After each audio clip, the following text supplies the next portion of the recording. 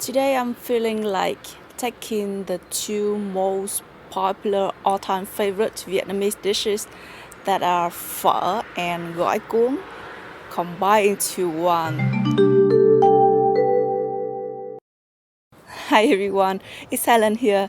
Today I will be making that dish. It's called phở cuốn. Let's begin. Helen's recipes.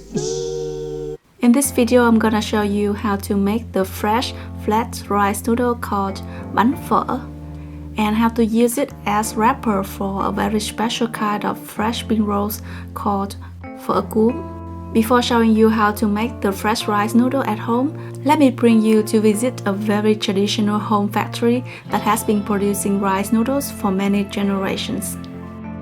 Traditionally, the rice noodle is made by soaking the rice in water overnight. Then the rice is ground in this kind of grinder into a white batter that looks like this. Then a shallow ladle is used to spread the batter out onto a fabric-covered pot. Then cover and let it steam for a few minutes before spreading the second layer. This should be done very skillfully and carefully in order to get even sheets of rice noodles. Only do maximum 2 layers at a time. Steam for about 4 to 5 minutes. After that, they use a very thick bamboo stick to lift the rice sheets off the fabric and transfer to a drying mat. After resting for a while on a bamboo mat to air dry, the rice sheets are ready to be stacked on one another. And the process goes on. In Vietnam, we never buy dry noodles sold in a package because fresh noodles are sold at every local market. It always fascinates me how the auntie can use that knife to slice the noodles so evenly. When I was a kid, I could spend all days watching her. Nowadays, technology develops and there could be a lot of machines involved in the noodle production. It's so much faster and more accurate to slice the noodle with the machines like this, for example, but I still really adore the traditional handmade method because I think it's just so cool. Okay, so this is how you can make the rice noodles at home. In a large mixing bowl, combine 1 cup of rice flour and 1 cup of tapioca starch with 2 cups of water. Basically, the water volume is the same as the total flour and starch volume. The tapioca starch helps to make the noodles more flexible and chewy. If you want the noodles to be softer, just reduce the tapioca starch amount and the water amount accordingly. To prepare the beef, slide thinly against the grain so it will be more tender after stir-frying. Season the beef with a teaspoon of chicken stock, which is optional. You can also use sugar instead, a tablespoon of minced garlic, a teaspoon of minced ginger, and a tablespoon of fish sauce. Also add some pepper and mix well. Another trick to help the beef more tender and juicy after deep frying is to add some vegetable oil. So 1 more tablespoon of vegetable oil into the marinade. Mix well and set aside for about 15 minutes. Now heat some oil in a wok. Add some minced garlic and fry until fragrant. Then toss in the beef and stir fry until it is no longer pink. This step should be done quickly on high heat.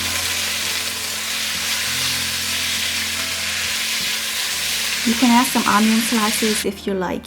Then turn off the heat and let it cool down a little. After resting the batter for 1 or 2 hours, add some salt and 2 teaspoons of vegetable oil. This will prevent the rice sheets from sticking. Always stir up the batter before steaming. This is a very easy way to set up the steamer. This steaming rack can be bought at Asian store for just $1 or $2 only. Brush some vegetable oil on the plate and steam the plate first for 1 to 2 minutes. When the plate is nice and hot, ladle the batter over just enough to cover the base of the plate. You can test the first sheets to see how much batter is needed to get your desired thickness. Then just use the same amount for the following sheets. Cover and steam for about 4 to 5 minutes until it turns quite translucent like this. Run the spatula around the edges and you should be able to easily peel off the rice sheets from the plate.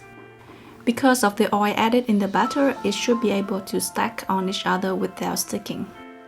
Return the plate to the steamer and continue the steaming process. If you don't have a steaming rack, you can actually just use a light container and let it float on the water in the wok. Just make sure you use medium-low to medium heat when steaming. For Vietnamese fresh spring rolls, we always need lettuce and herbs. For example, mint, Asian basils, coriander, and bean sprouts if you want. Gently detach one rice noodle sheet and lay it out on a flat surface. Top it up with the fresh greens and the stir-fried beef. Lift off one end and roll it up, gently but tightly. The rice noodle sheets can dry up very fast, so it should be served immediately after rolling. For a nice presentation, you can trim off the ends and cut the rolls in half on the diagonal. Serve with a bowl of light dipping fish sauce. To serve, dip the rolls in the sauce and enjoy. It's super fresh and appetizing. The noodles is soft and slightly chewy. It gives the spring roll a very nice texture. The rice noodle sheets can also be sliced up to make fresh noodles for your next bowl of pho. I hope you like this recipe. Don't forget to give this video a thumbs up. Thank you for watching. Bye bye.